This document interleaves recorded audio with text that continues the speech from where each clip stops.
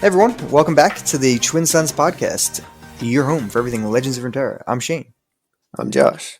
And this is episode 42. Welcome back, Josh. How's you doing, buddy? How's your week? What's going on?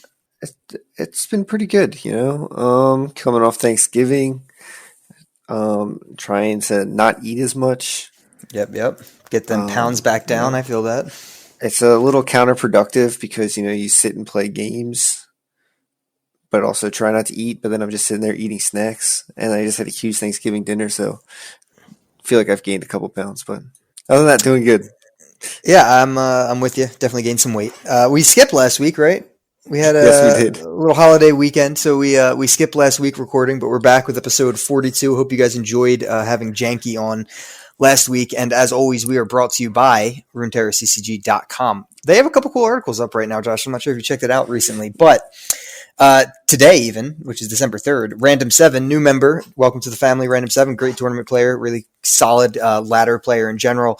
Posted a deep archetype guide, which was pretty sweet. He goes over 3 different deep decks, and especially for tournament coverage, there's 3 different cool deep decks in there that are all good for different metas. That's pretty sweet. On top of that, Agigas is always updating the metagame tier list we have at runeterraccg.com, so that's fully updated, so check that out as well. And then, Josh, we are close to spoiler season.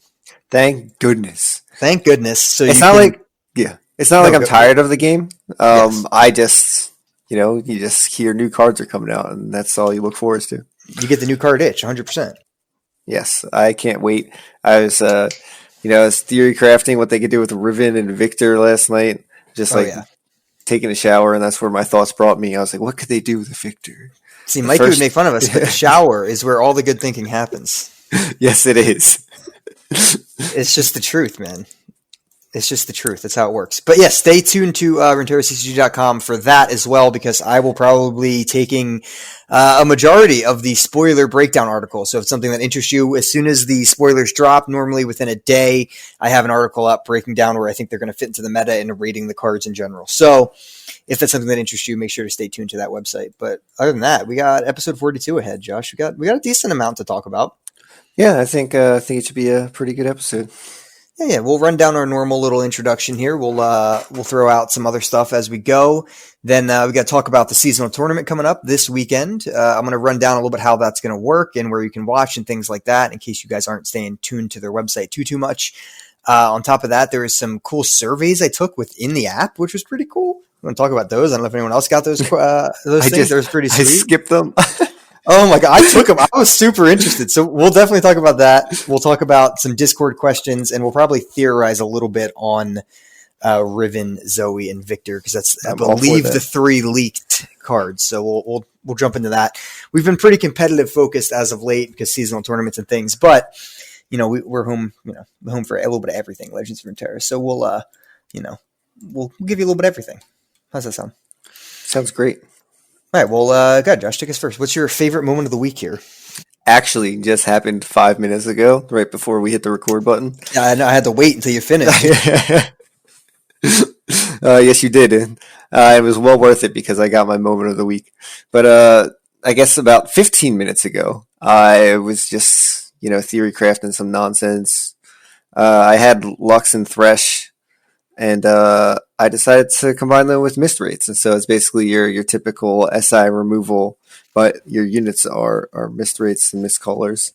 So I queued up, and I went into this Shyvana Asol Demacia Targon deck, and he starts by basically passing for the first 3. Oh no, he plays a Mountain Goat. I end up removing his Mountain Goat with like a Go Hard and a Vile Feast, and then he doesn't play another card till turn 4, and it ends up being a White Flame. I go and attack. He have him down to like 12 health or whatever. All of a sudden, it's like turn 6, and he's like unyielding spiriting his White Flame, and I'm like, what is going on here? What on earth? Yeah, I have no idea. So he does that. Next turn, he Zenith Blades his White Flame. Dude, look, he's just took the smallest dragon to make it the biggest dragon? What is this? Yes, I was so confused, but at this point, I have like a Remembrance down. I hit like 2 Mist Callers. So I was feeling pretty good. I had him down to like 8 health or so. I still had a full 20. Um, he attacked with his white flame. So he chunked me a little bit. I went down to like 16, 15, something like that. But then on the next turn, he plays a radiant and then hits the radiant because I guess he played another unit. I must have killed something. I did have a thresh down at one point. I dragged one of his the 3/2 Challenger Dragon guy. I can't remember what his, but I ended up killing him.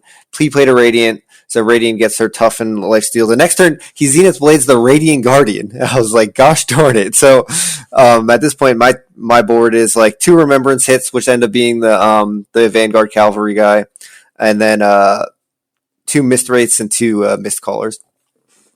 So my board has 6 and he has 2. He ends up attacking, ends up healing a little bit. I trade one of my Mist Callers. And then the next turn, I'm like, okay, well, I have to win here because he just overwhelmed a bunch. So I have like 3 health. He's at 12 or something like that because he healed back up. So I'm like, I have to figure out how to do 12 damage here. So I end up basically just sending my full board, and I'm like, I'm just going to glimpse whoever he blocks with the Radiant just so that I can hopefully push damage. So I was like, hopefully he doesn't have a Concerted Strike or some nonsense.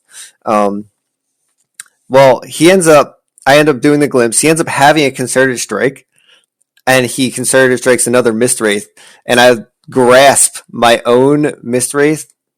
So they do end up doing lethal. So it was just super funny because I was like, I'm probably gonna lose because he just like healed his Radiant once. I was like, he probably has anything just to have the Radiant hit, a single combat, a Concerted Strike, or 2 of them to cancel whatever I was doing. But yeah, I just glimpsed so that he couldn't heal off the one that he was blocking, and then grasped my own Mist Wraith to counter his Concerted Strike. And I was like, well, that's one way to do it, and he surrendered. So I was like, this is a great moment of the week. Meanwhile, that dragon's just running amok, right? I mean, yes, yes. I was so confused about what was happening. I was like, is this all that was in your, like, what was in your hand? I don't understand. Yeah, what is his game plan? That's amazing. Was that in ranked? Yes, it was. Nice. Very, very solid. My God. Yeah, so I guess I'll go with favorite moment. Yeah, I don't really have I have a screenshot here, but more specifically, it was mainly just, I guess less specifically is the right term. Just climbing back into top 500. So, it's obviously we're sitting here at the seasonal tournament gate. Everyone's trying to get to the top 700, trying to stay at the top 700, and everyone's debating at what LP you need to stop at and all this different stuff. And we'll talk about that a little bit more as we go. But I was struggling hard for a while. Like I had gotten up pretty high. I had a solid amount of LP. I was within the top 100 for a while. And I felt good. And, that was only at that point, all I needed was like 150 LP to do it. It wasn't that much LP. And I had, I was chilling, and then I had tanked out, and I was trying different decks because I still wanted to practice for the season. I thought I had time. And then I hit like a rough patch of a couple days in a row. But over the holiday weekend, we had a little bit more time, so I had fallen in love a little bit with this Draven Darius list going around. I know there's a Targon version, but I really like the Freljord version a lot more.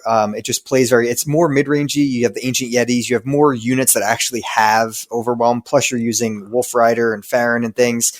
So I was really enjoying that deck. It's a one-trick pony, essentially using Decisive Maneuver to stun their opponent's board, their biggest health blocker, and do a buttload of overwhelm damage through. But it has a little bit more flexibility in mid-range, and I put some spice cards in, and it was feeling great. And I had streaked. I went like 8-1 up to like 100 LP. And so like that's kind of like the overall favorite, and it was great. I was up to like 108 LP, but then it was starting to look, yesterday was getting a little bit closer, and I wasn't sure that was going to be enough, and I'm still not sure where I'm at's going to be enough. But I played one game yesterday, and I was so nervous. I was like, oh God, oh geez. I'm like, if I lose this, because when you're up this high, it's essentially when you lose a game, you lose like 25 LP. When you win, you gain like 15. So you have to really go like 66% win rate. So I played one game at work on my phone. It was a terrible idea. I was sweating.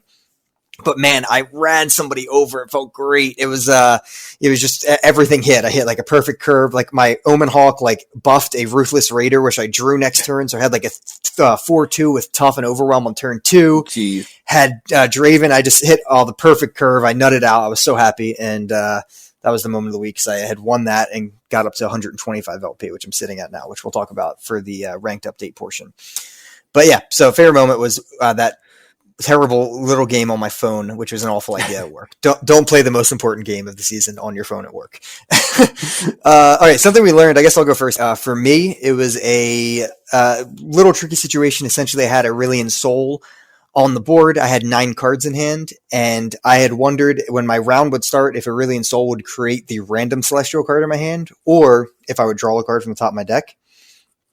That was kind of the question where I was at, and which order would happen first. But there was actually a lot of importance on the situation because I had the card that obliterates 2 different units if I behold a Celestial, but I didn't behold a Celestial. So I needed to invoke or to make the Celestial with Aurelion Sol prior to drawing a card, and that's the order it did happen. So I did learn that you actually you make the card at the round start first, and then I went to draw a card, had a full hand, and that card got obliterated. So yeah. The round start stuff, I mean, at first when you're not used to it, it's like a little confusing because it happens before you draw your card. Right, exactly. So it's like stuff like that. It's clear that that's what happens when the round starts. So like why can't I remember any card names today? This is terrible. The stupid 1-drop that draws a fleeting card at round start. Oh, the Pool Shark. Pool Shark. Yeah, Pool Shark acts the same way as like the Ace-Sold making the card. Nice, yeah. Yeah, that makes sense. Yeah.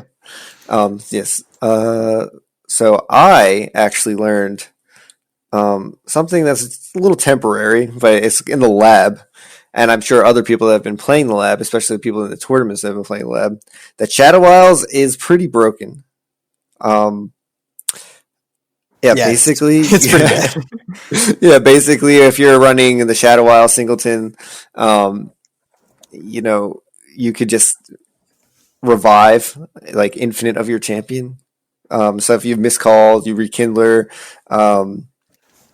you chronicler, you just get a whole board of champions, and you could just abuse it with those low cost champs like Teemo, Ezreal.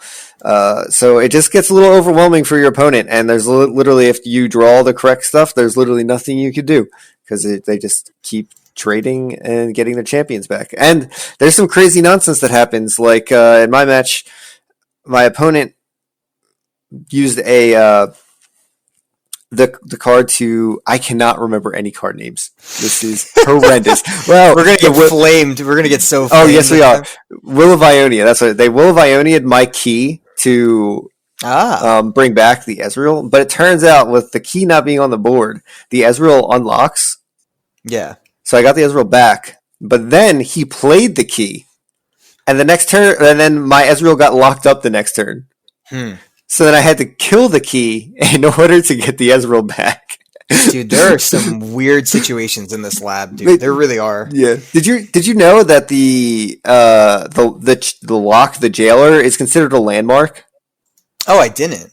So you can use that. You can use that. No, I'm sorry. The one that the locks the cell that appears on your. Oh, the cell. Got it. Yeah. So you can divergent paths your own jail, the cell, to get your champion back. So like, if I don't know, people who are watching Swim saw this, but he literally was running an Aurelion Sol deck where he was running divergent paths, and basically he would what did he do? What's he do?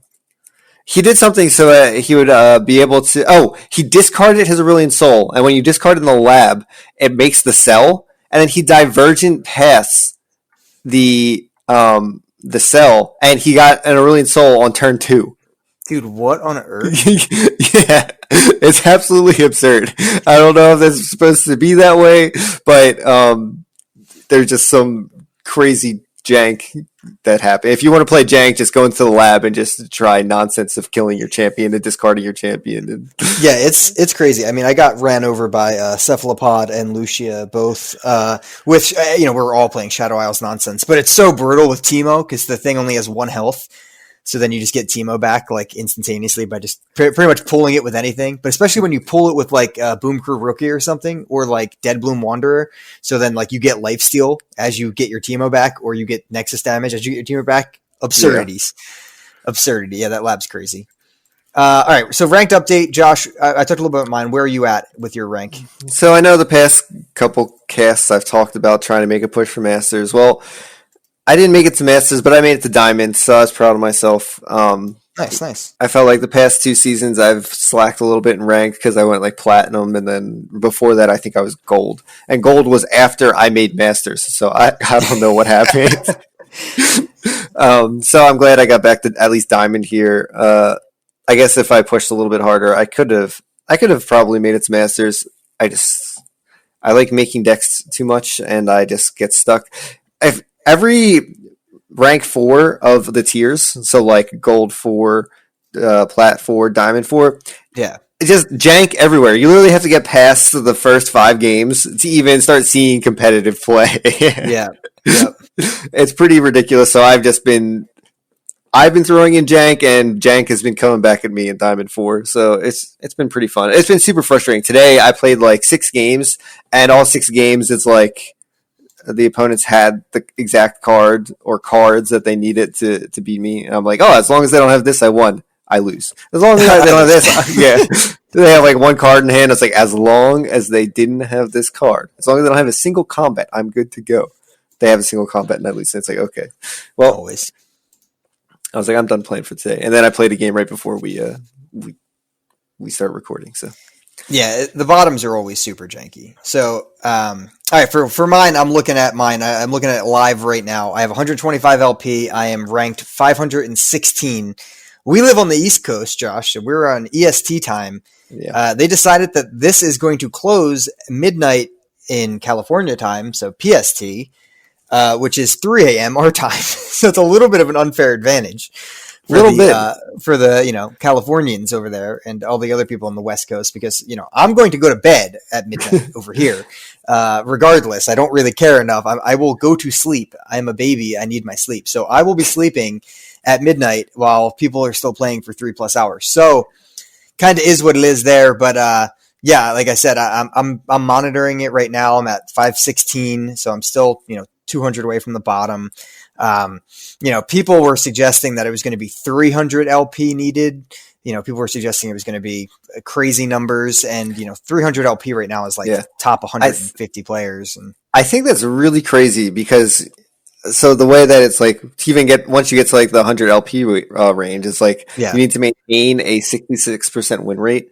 Yes. If everyone is trying to maintain a 66% win rate, that means there is going to be a decent amount of people that can't get the 66% win rate. Only certain people can have a 66% win rate. So it's like it's pretty insane. So every game, someone's winning and going up, and someone's losing it and going down. So it's like the 300.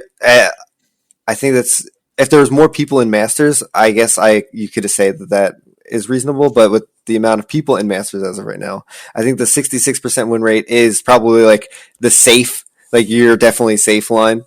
It's tough because it's like really streaky based. Like if you go on a good streak, even though I lost a bunch of I did not have a 66% win rate because I was playing a bunch of different stuff trying, but I was at 0 LP, so it didn't really matter. Yeah. And then I just streaked really hard for one deck, and it worked out that way. But the weird thing is now is like everyone around me is not playing.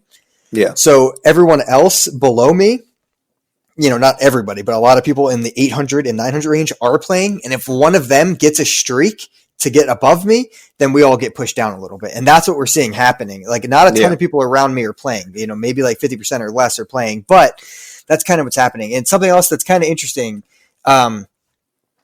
Europe is actually locking in 12 minutes from this minute that I'm talking right now. So it's kind of interesting. I mean, I feel like I'm at the stock market, Josh. I feel like I'm in New York because it's pretty nuts that we're going over all these numbers and stuff, but it's pretty insane and feels exciting, but also nerve wracking. But Europe's locking now, and like 132 LP, which is like really close to me. I just saw somebody post on Twitter, is like ranked 600. So 132 is definitely getting in. So like, we can't directly correlate that to here, but will 125 get in? We'll see. And the reason it's so important is because essentially, if I do play another game, if I do lose that game, I'm going to have to win 2 more. To even make up any LP. And that's where the 66% win rate comes into huge effect right there. Because that's what you need to do to climb it all. So, it's a hectic day over here. Yeah, I mean, there might be people that are playing all day just to make sure that they're in this, or like to get to a certain LP. But definitely, yeah. I mean, there's still 100 and something people that need to get past you. It's not like you're losing LP. It's like they literally need to win to get past you.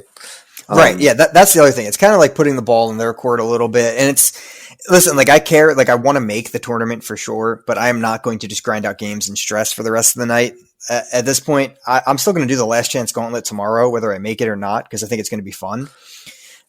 So I plan on doing it that way. If I can get in, great. If not, whatever. I plan, if I get in, I'll play on Sunday for sure. But on top of that, we have people who are in the EU in American accounts that are top 100. We have Riot employees top 100.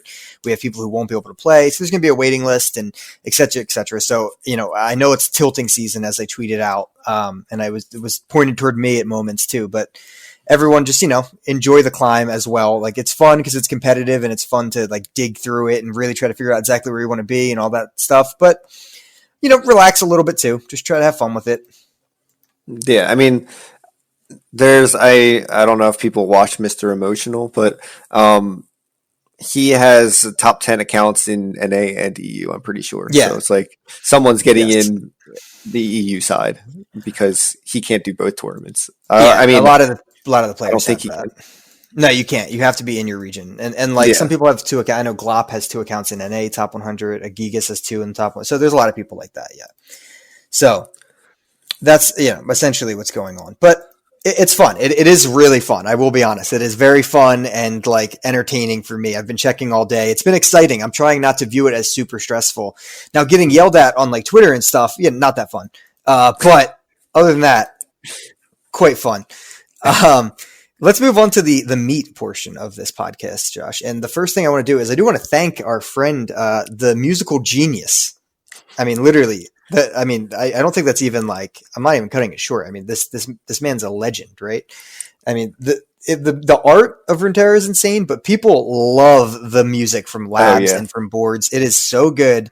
His name is Jeff Seamster. He's on Twitter as well. He is seriously incredible. And he was very nice to reach out to me, you, and Mikey and hook us up with some lore coins for making content for the game. So just huge shout out to Jeff. Thank you, Jeff. Yeah, that was awesome. Thank you so much. Yeah, very sweet. Can't wait for some new cosmetics to come out. And I think you and I are in the same boat, right? We're waiting for new stuff to come out. Yeah, I want to see the new cosmetics before I go and buy anything. I'm pretty happy with my emote game and my boards. I really like what I have. So I need like another board and I needed like a few emotes. But dude, Mikey was like, spend. I know. Burn a hole in his pocket. I was like, anyone buy anything yet? And he's like, I got 8 wild cards. I got this. I was like, holy.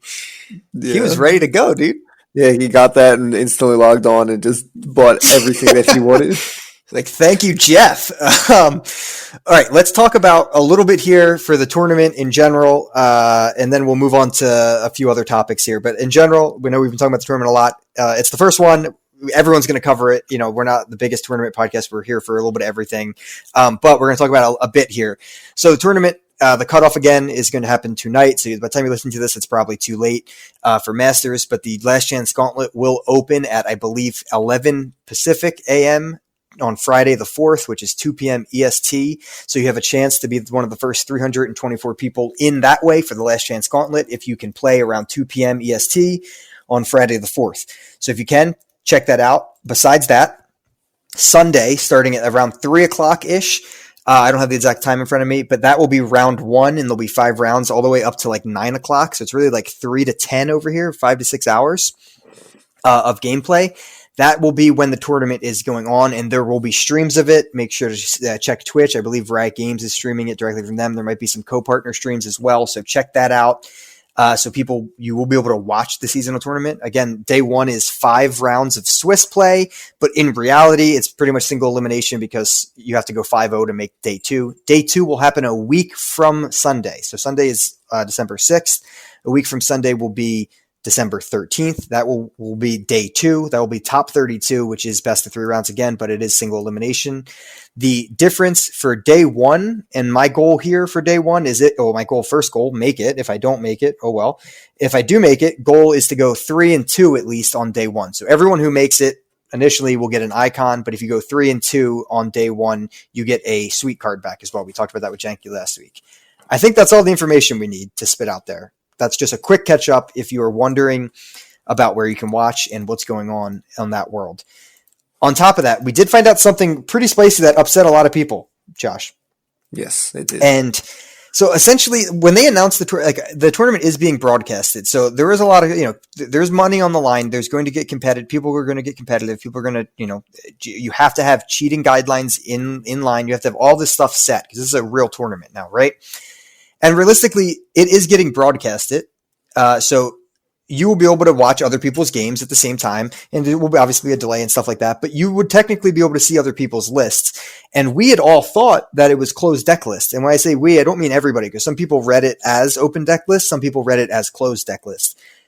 Well, turns out it's closed deck list while you're playing, but there's a 5-minute preview period before you start your games where it's open deck list. So all of the talk about bringing an element of surprise, I made a YouTube video on it, bringing decks that look like one thing but are another thing, none of that matters. That's all gone because it's open deck lists. And I guess, Josh, just how do you feel about open deck lists? I know you're not planning on competing, but what are your thoughts on open deck lists as opposed to that? So I guess if you're going into a tournament and you've tested these decks, you're going in, you've tested against other meta, or because like the tournament decks it's not like there's not going to be anything that strays super, super far away from the mass meta. But you go in there and you've tested your deck, and I guess a lot of people would be upset if they go into a game and they see something that resembles a meta deck just by seeing the champions. And so they're like, okay, I know that I'm good into that matchup. I practiced a lot, so I ban this other thing. But then they just get faked out, and literally their win rate basically plummets, and the chance to win plummets because of their mulligan, and then what they thought that they were going to play into that deck. Basically, that in a tournament sense, I guess that could create the feeling of, the uninteractability. So basically, they went into this game without even having a chance to win just because they got faked out by a champion's stuff. So yeah. I understand that point. I understand for having open deck lists.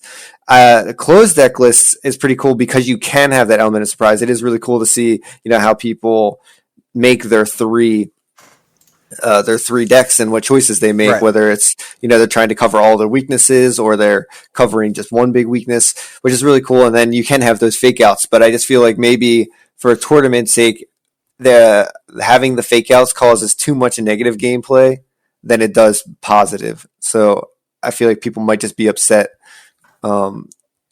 when playing if they go in and they get faked out. Because it's like, okay, you pulled a fast one over me and then won a game. It's not like you outplayed the person. Right. So I see both sides. Me personally, I think the element of surprise is pretty cool. I think it's pretty cool. You could add some things in there that people just aren't expecting. But now, people know what to play for. So right. Running greedy cards might not be your answer. It kind of limits the deck building a little bit. That's my base thing. So I am like 100% an advocate of closed deck list. I would rather 100% play in a closed deck list tournament than an open deck list tournament, personally. Now, I understand both sides. There is more skill involved in the gameplay in an open deck list tournament. Yes. You have all the knowledge in front of you, so you have to evaluate, the possibilities that are there. You evaluate those situations. You know what you're getting into. You know what you're bringing. I get the skill gameplay is a little bit more there for open deck list. One of the frustrating parts is that it's open for 5 minutes and then it's supposed to be closed. That's garbage. Everyone's going to screenshot their decks. Everybody is going to screenshot. Once I have the 5 minutes, I'm going to open my opponent's deck and everyone is going to screenshot their decks. No one's not doing that. I do also get that it has to be open deck list for the reason because it is going to be getting streamed. Mm-hmm. And since it's getting streamed, people can, essentially watch the stream in between their games and say, oh, that guy's running, it looks like Thresh Lux, but it's really Undying or whatever example you want to give, right? And you can do that, and that's an unfair advantage if it is closed deck list, but they're showing BBG's game, and I can see that he's playing some spicy deck, and now I go if I get paired with him next round, I have an advantage because I know what's spicy. So I get it. The fact that it's being streamed, you kind of have to have an open deck list. I understand. The sad part is that it was very unclear, and I know some people knew, oh no, I understood it was open deck list, but what they said was, in the FAQ, it was just, there's going to be a 5-minute thing where you get to inspect your opponent's deck. They didn't say like you get to inspect their deck list. They just said you get to inspect their deck. And they also ran a gauntlet that was supposed to be the same format as the seasonal tournament, but it wasn't open deck list. It was just the same format in building restrictions and the ban phase. Mm-hmm. So it wasn't the same format because it wasn't open deck list, because I brought jank decks into that to win. Yeah. You know what I mean? I brought a They Who Endure bait deck that looked like it was supposed to be Tryndamere. So, I mean, I know a lot of people, multiple people were, talking to me on Twitter about how, hey, that changes their lineup. Like they had a whole plan going in with 3 Jabate decks, 3 decks that looked like something else that just, it wasn't. So it kind of sucks. I wish it was a little bit more clear. And, like I said, some people read it that way, and it really was just how you interpreted the sentence and how it worked. I understand why it kind of needs to be open deck list. It upsets me to a degree because it does, we talked about skill. I think it is a little bit more skillful to play in an open deck list tournament. I will give that to the people who say that argument. I do agree. But most of those people who say that don't give any skill to deck building. They don't give any credit for deck building skill. Because they just net deck.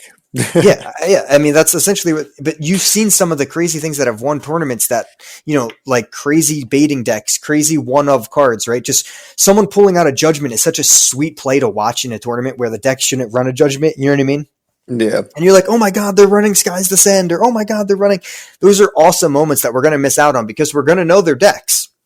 And that the skill of coming in as a unique deck builder is sad. I think it's going to make for a slightly more boring of a tournament because people are going to just bring 3 decks now. And really it's going to limit. I mean, I know a lot of people were planning extremely spicy decks, and that's not happening now because it doesn't matter. You can't bring that. So I think it does really limit the tournament in a lot of ways. So it upsets me.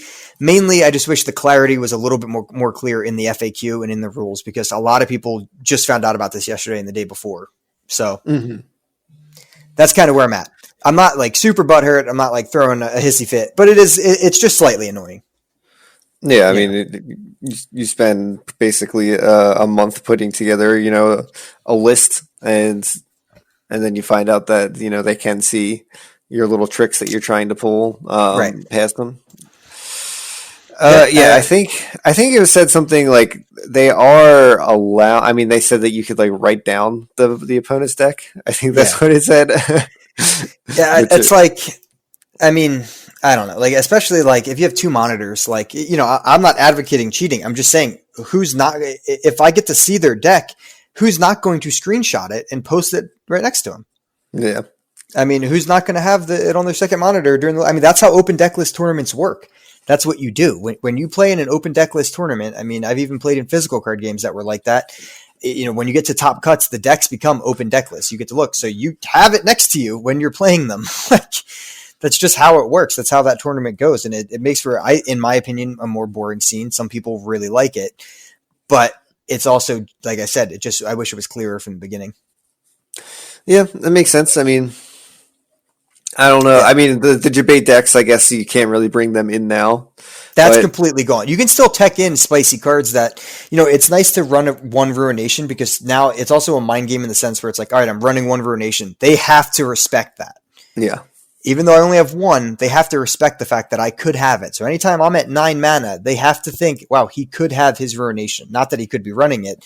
We know he's running it. Does he have it? You know what I mean? Mm-hmm. But the debate deck archetype of running a different, running the champion, that's completely dead. You can't bring Trundle, Tryndamere, make it in a They Who Endure deck like I was doing. You can't. I mean, you can. If the deck still functions okay, that's fine.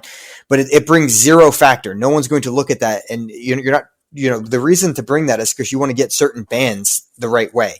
So they think they're good into ramp, but it's really a They Who Endure deck, which they might not be as good into. That's what you're going for. That 100% is out of the picture now. Yeah, so, I mean, if you're running 3 debate decks, that, you have to change them, but I don't think I'd really go and make crazy changes to the decks.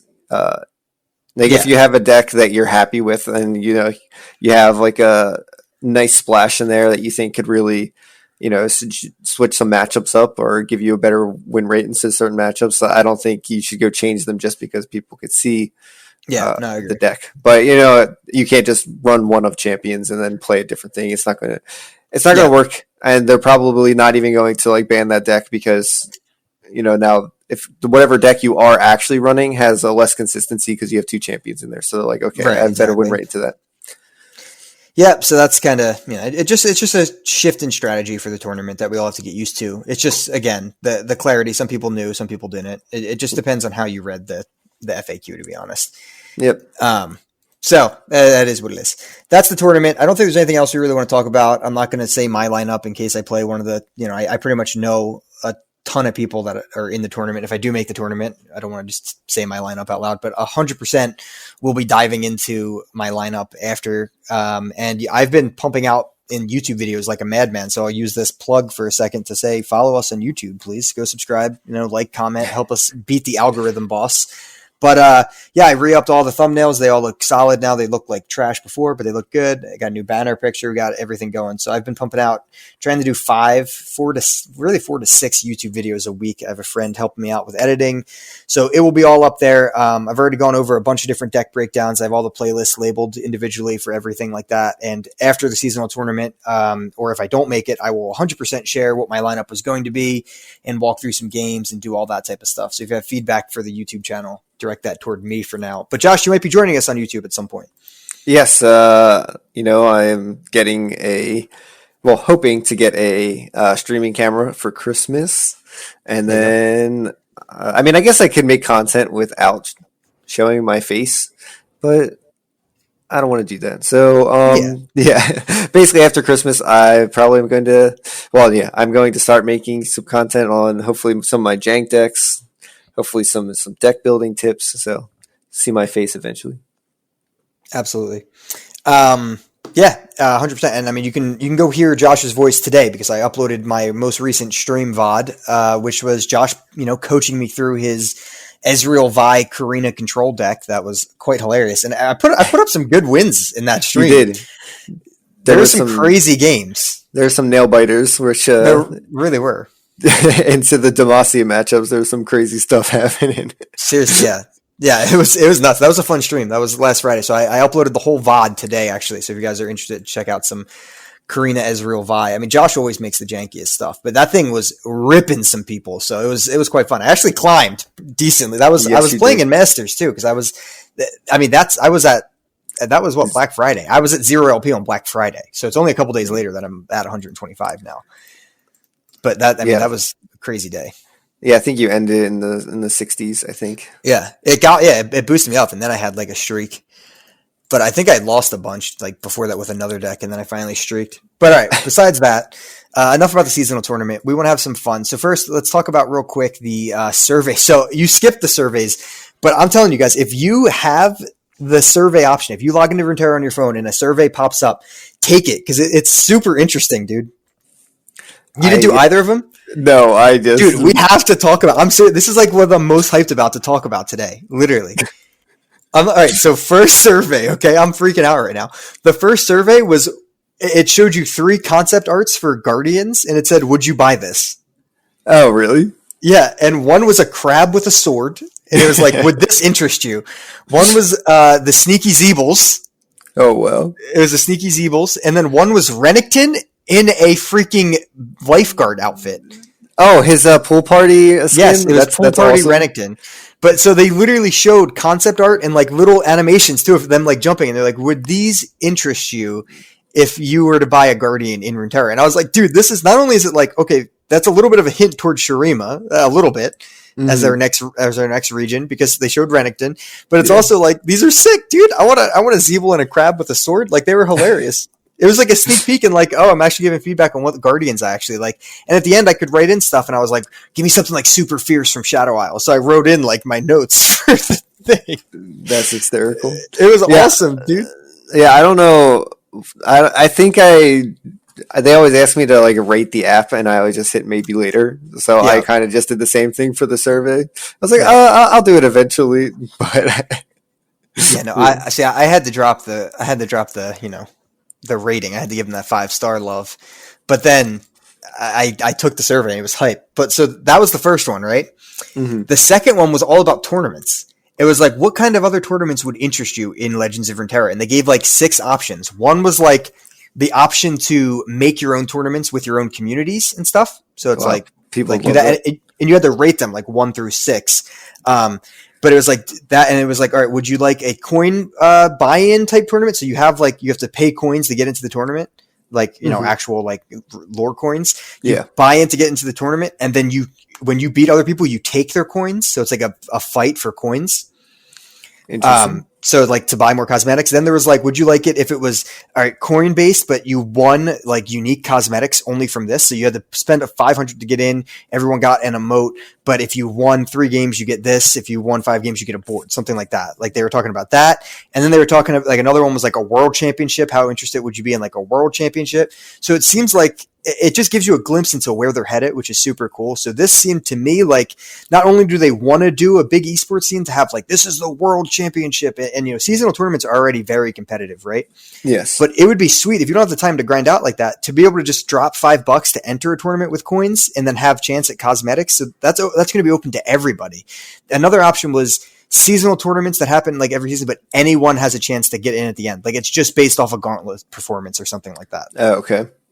But like that's all really sweet ideas, and I got to rate how each one how it looked for me. What would I be interested in? And I'm interested in every single one of them.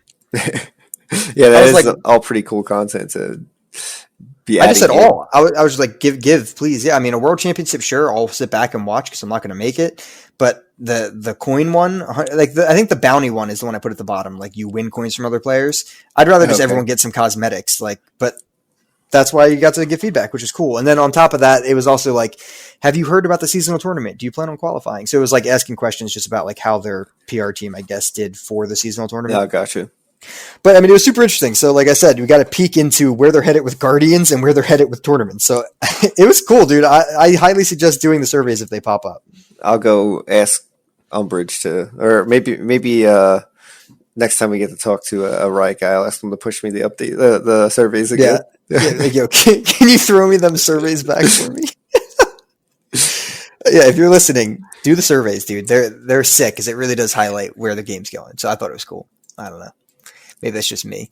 All right, let's theorize for like 10 minutes here. We kind of got leaks. We got Zoe, we got Victor, and we got Riven coming out, right? Yes. Yep. Now, this is the third set of this Call of the Mountain release. So, I mean, at this point, it would just be weird if we didn't have Sean Main on, right? Yes. It would be very weird. So we'll reach out. No, I'm kidding. We already reached out. He's coming on again. So I won't tweet this out until the week of, but he'll be coming on again and we'll be breaking down all of the cards again. So we're going 3 for 3 with Sean Main. It's pretty insane. It's amazing. Yeah. It's just like, new cards. And you get to talk to the guy who made those cards. Cool. Not bad. Yeah, it's awesome. Yeah, it's going to be so much fun. So I can't wait. But, we're not supposed to know it's Riven and all that. And, no one is because those are leaks. But theorize, Josh. What's going to happen? You were showering and you were thinking about it? Yeah, I was. Okay, so Victor and his in league, his main, what people know about him, what is his hex tech, his hex core, and what it is it's an item. I think it's a little bit changed now for the new season, so I'm not sure. But basically, before this season, what it was it took over one of your item slots, and then you basically bought 4 upgrades for it. And what it would do is it would upgrade your ability, like what your abilities did, and it would upgrade how much power you had. So I'm wondering if he will be either the first champ that has multiple level ups, or his followers will have, level ups, or maybe his combat tricks will have, or his spells will be like, if you're this far in the game, or if you do this, then you get, just like the Enlightened gives like a buff to everything that's enlightened. I wonder if Victor is going to have another keyword that basically, if something happens, this is leveled up, or if this is on the board, this happens. Yeah, something like that, just to go along with as the game progresses, you're upgrading his hex core. Maybe he's leveling up multiple times. Maybe his followers have something special that make him level up. Something along those lines, because I feel like that's his main identity. Because that and his laser. Everyone knows what his laser is. So yeah, that's where I'm at with him. Like, He's honestly the only champion I know out of these three. I've never played Riven or Zoe. I know what they do. I've seen them, but Mhm. I've never played them. But Victor is like one of my mains. And when I think of Victor, I just think of AoE damage. So I want something with AoE, right? Because the laser blasts the whole line. Yep. But then like his ulti is a huge AoE like lightning storm. But then his W is like a AoE stunning area. So like I think AoE. So I want him to like, I love the augment, like multiple level up conditions would be crazy. That'd be so sick. If he levels up twice or something, Yeah. changes a bunch or is adding things on as he's going, augmenting himself and stuff, that'd be tight. But above all, I just want some AoE damage. I want him to blast. I mean, it fits in with P and Z, right? Put a Fun Smith in there and let him do like 2 to everything goodness. and then 3 to everything. Just like, just light him up. Yeah, I can see it. The laser I was imagining has to go across the board. There has to be some Dude, the animation, I can see it in my head. just coming out of Victor's card and going across. Yep. Across. Well, yeah, I wonder if maybe he'll be the first one to when he attacks, he has an AoE damage. I wonder. Kind of like Anivia or whatever. Yeah, I guess so. But maybe maybe it wouldn't. Yeah, I guess it would be Nivea. I guess what I was thinking was maybe not Nexus. I don't know. It'd be really interesting if it was like if he like did just damage to like the back of the board or something like that. So you want to attack with like just him or something. His laser just then that'd be pretty funny. Yeah, like it didn't deal stuff in combat because he's always shooting it like far away from him most of the time. You know what I mean? It's like he doesn't deal to whoever he's fighting, but he deals with everybody else. Something like that. I just think the AoE damage would be sweet with him. Yeah, I hope that he has some really cool spells. I mean, PNZ right now is they need it just spells and discard. So I'm really hoping you can just fuel the spell heavy region, at least spell removal heavy region. Yep. And I'm excited because that's like my favorite. For some reason, whenever I'm stuck, I just go back to PNZ, and I just love using the spells to remove things. So. Yes, I mean they're desperately in need of something, obviously, and and Ruben Zoo did a great like Q&A about it. And we were talking about his all their followers being just the region is a meme, like that's like part of the region. It's supposed to be goofy and stuff, so they're not all going to be the strongest characters, but like I do want something that just feels different than what they do and is solid. So a solid champion, like that's what I really want out of him. Let's go to Riven. I mean, PNZ kind of needs that. For me, Riven, from a mechanical standpoint for the game, needs to do something that Noxus doesn't do at all. Like that's what I want out of her. I want something like completely different. Like she's not just some big unit with overwhelm. Like I want her to be something that's unique and that just has weird interactions instead of just being more like you can't just copy Darius. You can't have another Darius. You can't have another Swain. Like I want it to be something very unique so Noxus can start to branch out of just aggro decks. So Riven, her two main things when in League, she has her Q, which you can use 3 times in a span of like 3 seconds, basically. So it's like, you hit with the sword, you jump, and then there's 3 different attacks. It like queues up. And then also her broken sword ends up, when you ult, it becomes like the full form of the sword. Yeah. So those are her 2 main things that I feel like, that's the identity of Riven. Yeah. So I don't know if she's going to have if she's going to be another one with a double attack. I don't know if she's going to have a rally condition. Or, I mean, I don't know what getting her sword to full form is going to do. I don't know what they could do. Because basically, when you get that and you use it, when you use its blast, it's just like this big AoE blast that the sword does. So yeah, I mean, if they want to go off of her Q going like multiple attacks, I could see the rally, or I could see her having a double attack. As like they have to have unique keywords. So I'm not sure if like going back to Victor, I don't know if the unique keyword is going to be him like leveling up or like augment, like you said. It might honestly be something like that. But with her, I don't know what they could do. I don't know what mechanics could add to her to like, get another uniqueness in Noxus besides, giving her double attack, adding to the rally, because they have been adding rallies and Noxus has had rallies. It hasn't been effective. So maybe Riven brings, effective rallies into Noxus. Yeah. No, I totally agree. All right. So I guess question here, And I know she's not going to be able to do anything too crazy. I get that. So I want to just clarify. I don't mean like do some crazy alternate win condition thing. I just want her not to just be like an overwhelm unit. Like, and we know they've been pushing champions. They're going to do something cool. Mm-hmm. But if you had, now we have Zoe is the last one that we're speculating. If you had to rate those, which one's going to cost the highest? Which one's going to cost the lowest? I think I put Riven highest, Victor in the middle, Zoe at the bottom. Yeah, that's actually what I was going to say. Yeah, I think so. I think Zoe just kind of resembles a cheap champion. She does, yeah. In my head, she's cheap. The one that could surprise me is Victor, and it's just because if you look at P&Z's champions, they already are cheap. 2 3s, 2 5s, and a 1. And so I could see them being like, and a 4, sorry, yeah. Not 2 3, a 4 and a 3, yeah. I could see Victor coming in at like a 6 or 7 and just being like this beefcake. Like I could see that happening as well. And then maybe Riven being like a 5 and she's just like super solid there. So I could see that. Mm-hmm. But yeah, as far as what she does, I'm not sure. The really exciting one to me is Zoe, because, Victor is my number one that I'm hyped about, but Zoe's super exciting just because it really completes the picture of Targon. Like we had this image of Targon that wasn't complete because we didn't have Soraka, and like the healing cards weren't there yet.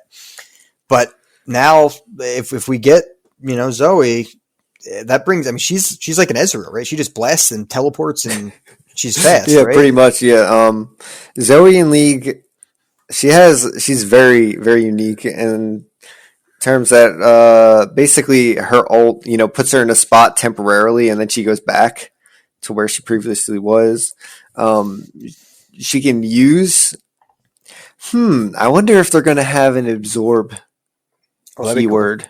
Maybe just give her spell shield too, or something. I don't know. Yeah, but so basically, what she has when you're in lane, basically there's these minions there's these minions with these bubbles on them, and when you kill them, you get another summoner spell. So like something like a flash, ignite. And also when your opponent uses a summoner spell, you can go pick up that summoner spell and then use it yourself. So wow. I'm wondering if maybe a keyword might be something that she absorbs a spell that is used on her, and then it's like you fleeting can use it. That'd be interesting. So like if you're going against P&Z and someone tries to like Mystic Shot, and then you use, combat trick like to absorb something, and then you get a fleeting version of it. Fleeting is a super interesting keyword to add for her. That'd be cool. So I'm wondering, like, that's what if they're trying to play off that. I don't know how you go off of her teleport because it's temporary in League. It's like I don't know. I'm not sure how that would work. Maybe if they can't do that. If like they claim their blockers, then you can switch positions. So that'd be like a stand united. It'd be broken. Yeah. Other than that, her Q is a little weird. It's just like maybe she's going to bring a targeting spell with her. We don't see. Yeah, that's a lot of people think she's going to target stuff, and I could see that. We don't really have any hints of her. Like we had a lot of Soraka hints, right? We had the Stelicorn, we had the Star Shepherd, even, which she couldn't even be played in a deck before Soraka came out. The only thing we really have is the Startled Stomper, because he has he's a little overwhelmed, but he has like a portal in his background. So people linked that to Zoe. Mm. And I guess technically Zoe, I think, is in the art for the Poro Fly. Oh, yeah. That does have spell shield. So I could see that being a thing that she gets, and she's popping through a portal there. So I don't know. She's super interesting. We had a clear line, like, okay, there's all this healing mechanics that are going to come that are in the game. We need someone to wrap that up. All right. Soraka makes total sense, right? Yeah. But we don't really have like a bunch of targeting spells that, the thing we do have is like kind of the Celestial package has like a lot of comets and star strikes. Like maybe she works with that somehow, but mechanically speaking, I'm not thinking about lore. I'm just thinking mechanically, if she's going to be a targeting based thing, we don't have a whole lot in that region already. So there's not a ton of hints where she gets pointed to. Yeah. That's why I was trying to think. I assume that they have to add at least, 2 or 3 keywords, I'd assume. Yeah. So I was thinking, maybe if Victor has his augment, Zoe, if they play along her W where she absorbs summoner spells, I was thinking maybe, if she makes fleeting spells over herself by absorbing a spell that goes to a Q or something like that. That'd be sick. Yeah, I feel like that could be pretty cool. I do think we're going to have at least two of these champions be very spicy, be very, very interesting champions that are going to do some crazy stuff. That's my suggestion. Like we didn't think Shyvana was really going to do anything too crazy. She's a dragon, right? She's going to smack face. But like these champions, they have a lot of room to make. Like Riven's probably the most boring out of all of them. Like Victor and Zoe are both like kind of insane. Yeah. And I'm hyped for Riven. I'm like, don't take me wrong. I'm just saying, as far as mechanics and lore or from League, they're both pretty nuts, Victor and Zoe.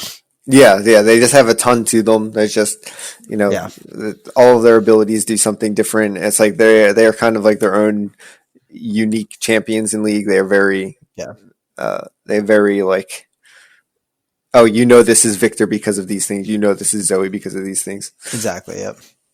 Yeah. So, all right, now we have two Discord questions to finish the show up here. We got two. Lucia is asking, "What's y'all's favorite emotes?" My guess for Shane is Toxic KDA Poro, and they nailed it. That is, dude, I spam the crap out of like anytime I see somebody that I know, like it's such a good high because it's like, oh my gosh, like look who it is. Like I played Saucy Mailman the other day in normals, and I was like, spamming the KDA Poro, like taking his picture. I was like, I know you. He probably thought I was a weirdo, but dude, it is toxic too, though. Like they mess up, you got to take a picture for later, dude. Oh man, that one's good. That and then Lux emote. Those are my three. Like if you don't bring the Lux emote, and the Toxic KDA picture Poro, you're missing out. Your emote game is not up to par. Yeah, I have a different three that I always include. So I always have my Vlad Cheers emote. Yeah, solid. I love that one. My other one, I know it's an OG, but I always have the Heimerdinger emote. Always. Dude, it's timeless. It's amazing. It's timeless. I use it when they mess up. I use it when I mess up. I use it when they're taking forever. You have to hit them with that, yeah. So Vlad, Heimerdinger, and my absolute favorite, the Ezreal sweating. Oh, yeah. I love that one. I do it when they make some weird play. I do it when, they need one more card, like they need this card and I'm sweating. When they have like a spell on cue but aren't hitting okay, I do the Ezreal emote. Oh my goodness. I love the Ezreal emote. I feel like I just use it for so many different occasions. Like, I don't know what's going on here. Yeah, it's quality. There's a lot of good ones, dude. That's probably where I'll go for those three, though. All right, last question here before we wrap up. Alf, what underplayed or unplayable card do you wish had a buff or rework, and what would that buff or rework be? I mean, that is a tough question. That's a tough question. That's asking a lot. I'd have to go with a P&Z follower, even though that they're supposed to be memes. Mm-hmm. I want them to be a little bit more than just memes. I want their dreams to sometimes come true. The Midden, dude, it honestly could be, but he is scary though. He does get to the point where it's like, whoa, what's going on? He's pretty insane. Yes. Let's actually go with the Chempunk Shredder. Oh, I forgot that he was a card. Yeah, the 5-drop, 5/2 on play, deal 1 to all enemies. Mm. Let's he's a 5-drop, right? It's still a skill. I'm going to put him to I think more health would help him be a little bit more beneficial. And I don't think 5/3 is ridiculous. So I would put him to a 5/3 and I would include the Nexus in his skill. Interesting. He also hits the Nexus. So it's at least 1 burn damage to Nexus, but it could be more obviously with Kegs or with Funsmith or anything like that. So yeah, that would be interesting. I mean, literally he's just unplayable at his cost. So yeah, I mean, there's so much better things to take if you're really going Kegs or Funsmith than him anyway. So he needs something. Yeah, definitely. I mean, when they originally released him, it was like, were him and Funsmith the same cost, or were they supposed to be like on curve thing? Yeah, no, they were wrong. Yeah, they were both 5s. Yeah, it's so weird. How, like, I don't get why he's 5. It's true though. Now that Funsmith is 4, he is a little bit better. Yeah, it's just, does 2 to your enemies do anything at turn 5? No, like TF also just is like way better than this guy if you're running that stuff. So it's like, yeah, it's not a lot. But that's why if you add the Nexus, at least it's like hitting the Nexus a little bit. Right? Yeah, at least they it could be, yeah, you could definitely get something better than just pinging your enemies for 1 or 2, Yeah. depending on what you have on Come the on, board. Chem Punk Shredder, dude. The Step chem up your puncture. game. Yeah, the PNZ followers are just so bad. They are, dude. That's why, like, even the Allegiance unit, like, her effect is really good.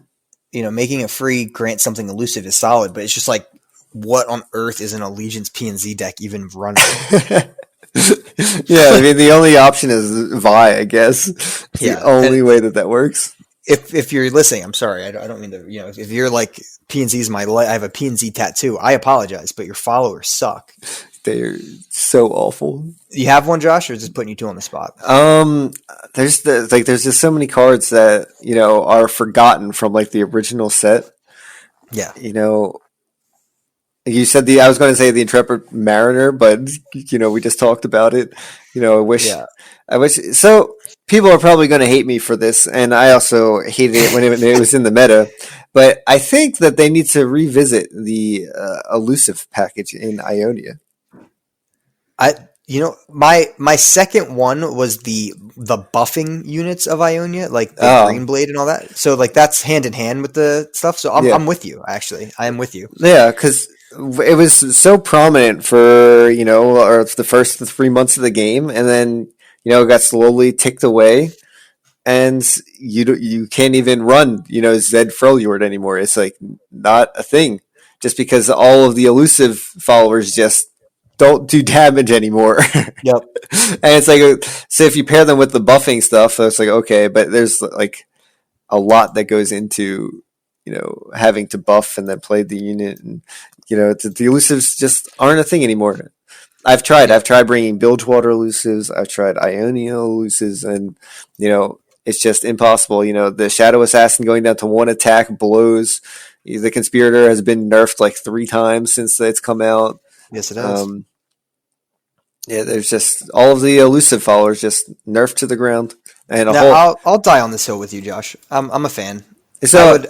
They need something. they need to be a I, little bit more balanced. It's like yeah, I don't know what kind of rework can happen, but Ezreal was super strong because of cards that broke him. They dialed him back a lot, and then they yeah. reworked him, and now I feel like he's in a really good spot right now. He I is. feel like maybe the elusives have died and now need to be brought back a little bit.